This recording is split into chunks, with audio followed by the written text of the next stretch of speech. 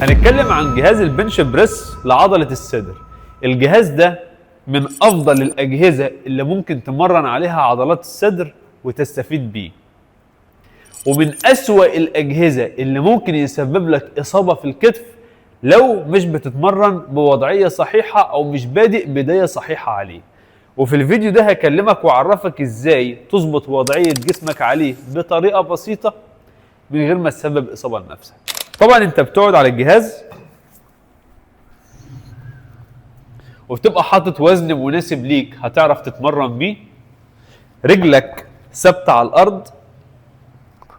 لو أنا قاعد ورا خالص بالشكل ده كده هتلاحظ إن في زاوية ميل هنا، كوعي مش تحت قبضة إيدي.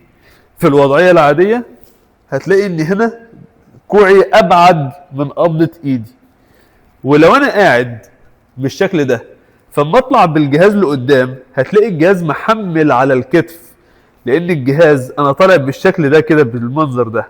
طيب لو انا راجع لورا قوي بالشكل ده هتلاقي كوعي برضو مش تحت قبضة ايدي، ده انا كوعي قدام بالشكل ده، فلما اجي طالع هاذي الكتف. طب الصح ايه؟ الصح ان انا قبضة ايدي هتبقى فوق كوعي على طول بالشكل ده، بقى في اللوح الكتف كويس. بعد كده قبضة ايدي تحت كوعي بالشكل ده، وببدأ ازق الجهاز لفوق كده. انت مش محمل على الكتف خالص، والتحميل كله على عضلة الصدر. من الاخطاء اللي بتتعمل ان اللاعب يرجع بكوعه بالشكل ده، يعني ياخد كوعه لبره كده ويبدأ يزق الجهاز ويرجع دي تأذي الكتف.